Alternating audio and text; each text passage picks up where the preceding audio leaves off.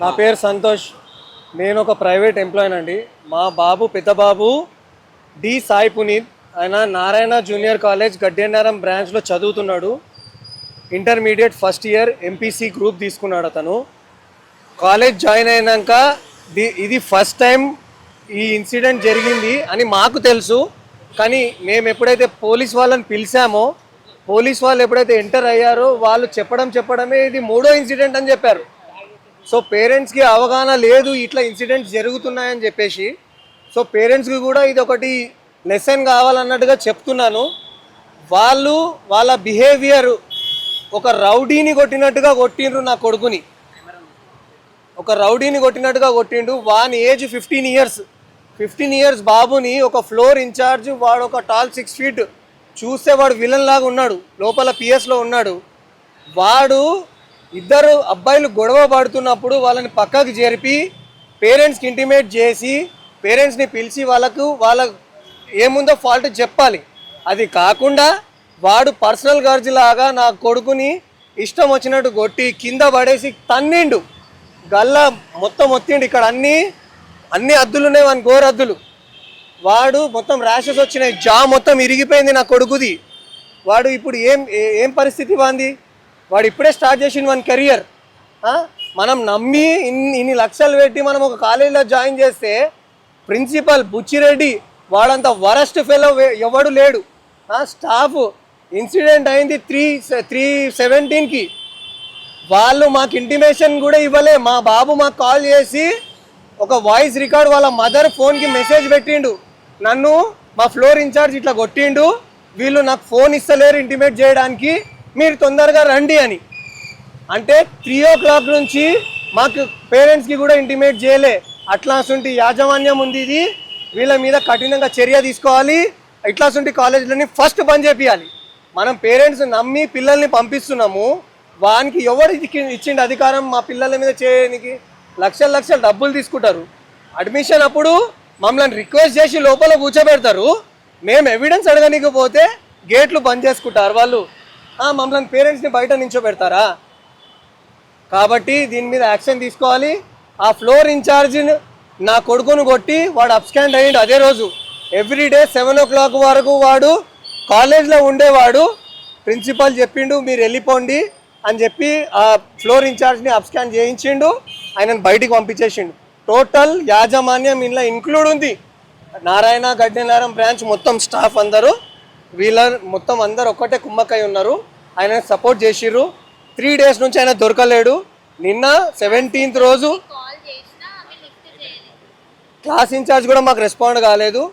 ఆ incident CCTV footage మీరు చూడండి, మీరు ప్లే చేయండి. అందులో ఒక్కసారి అడ్డం కూడా రాకపోతే నా కొడుకుని వాడు చంపేస్తుండే. ఇవాళ నా కొడుకు ఉండకపోతుండే. ఒకసారి వచ్చి మధ్యలో ఆపినందుకు, లేకపోతే వానుకున్న కోపానికి నా కొడుకుని చంపేస్తుండేవాడు. ఇంకొక 10 నిమిషాలు ఇట్లా ఇంకెక్కువసేపు కొట్టినట్టు నా కొడుకు చచ్చిపోతుండే. అదే అడుగుతున్నాం మేము అదే అడుగుతున్నాం. వానితో అదే మాట్లాడుతున్నాం. నీకేమైనా పర్సనల్ గ్రడ్జ్ ఉందా నా కొడుకు మీద చెప్పురా నాయన? కానీ వాడు మాకు దొరకలేడు. మల్లె సతీష్ కొట్టినోని పేరు ఫ్లోర్ ఇన్ఛార్జ్. వాడు ఉండేది మన్సూరాబాద్ లో ఉంటాడు. కాలేజ్ యాజమాన్యం మాత్రం ఏం చెప్తుంది అని అంటే మాకు వాడు ఏడుంటాడో తెలియదని చెప్తుంది. వాడు 2023లో జాయిన్ అయ్యిండు నారాయణ కాలేజ్లో. వీళ్ళ స్టాఫ్ వాళ్ళకు వాడు ఏడుంటాడో తెలియదని చెప్తున్నారు. ఇది ఇంతగానం అది ఉంది, వాళ్ళ కుట్రపూర్వకమే ఇదంతా. మేము నిన్న నైట్ వచ్చి FIR ఫైల్ చేసినాం, CCTV ఫుటేజ్ తీసుకున్నాము, దాని ప్రకారం FIR ఫైల్ చేసినాము. మాకు మాత్రం కఠిన చర్య తీసుకోవాలి వాని పైన. ఫుటేజ్లో క్లియర్గా కనిపిస్తుంది వాందే తప్పు. వాడు అక్యూజ్ కాకపోతే 3 రోజుల సంది అబ్స్కాండ్ ఎందుకు ఉన్నాడు? వాడు తప్పు చేయకపోతే మా ముంగట ఉండాలి కదా. వాడు 3 రోజుల ఎందుకు లేడు? ఇవాళ పోలీసు వాళ్ళు పోతేనే ఎందుకు వచ్చిండు? మేము FIR బుక్ చేసినాకనే ఎందుకు వచ్చిండు వాడు? కాలేజ్ యాజమాన్యం పేర్లు మేము మెన్షన్ చేసినాం.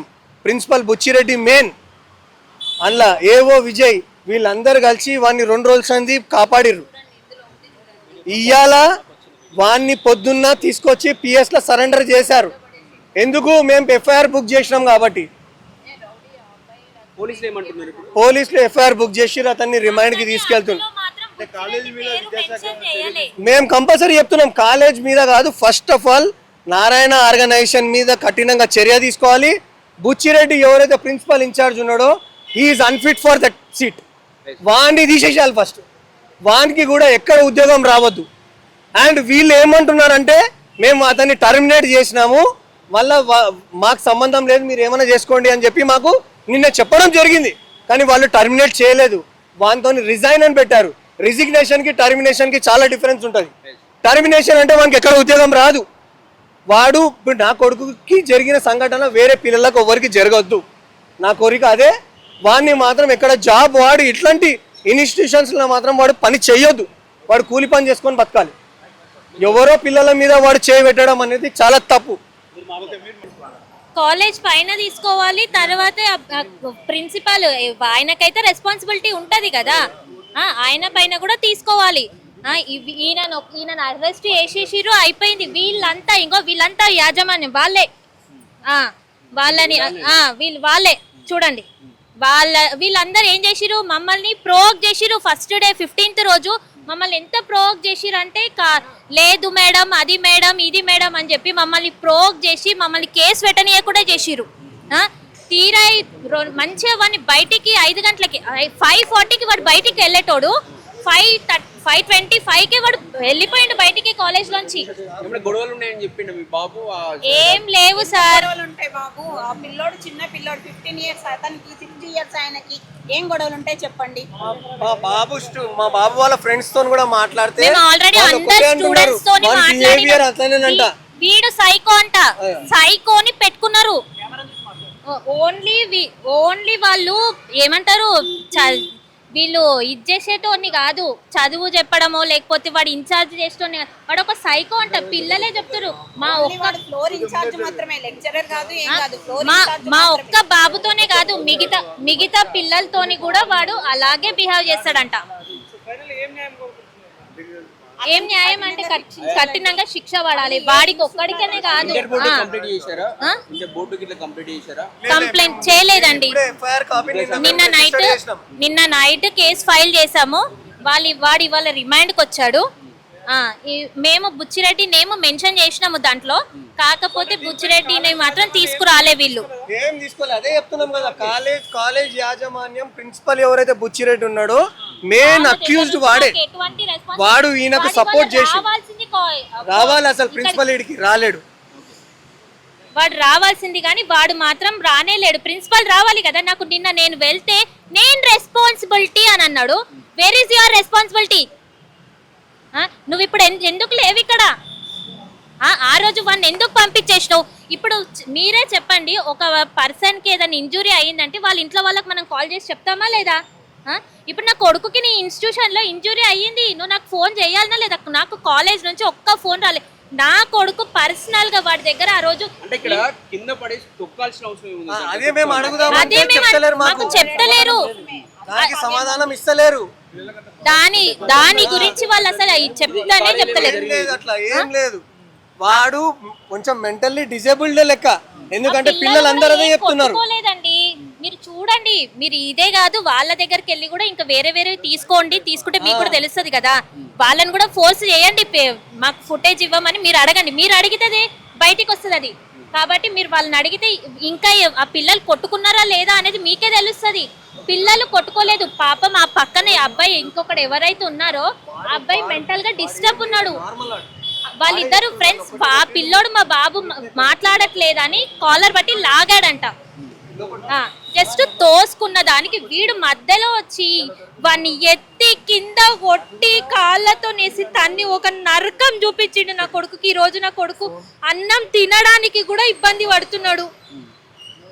ఇట్లాంటి వాళ్ళని మాత్రం అసలు ఎంకరేజ్ చేయొద్దు.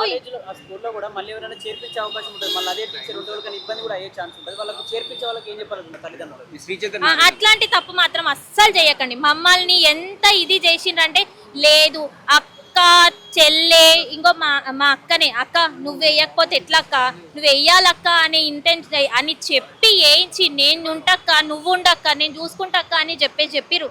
అప్పుడు జాయిన్ చేయడానికి అక్క తొక్క అని. ఈ రోజేమో అసలు ఎవడు బయటికి వస్తలేడు, తాళాలు వేసుకొని లోపల కూర్చున్నారు.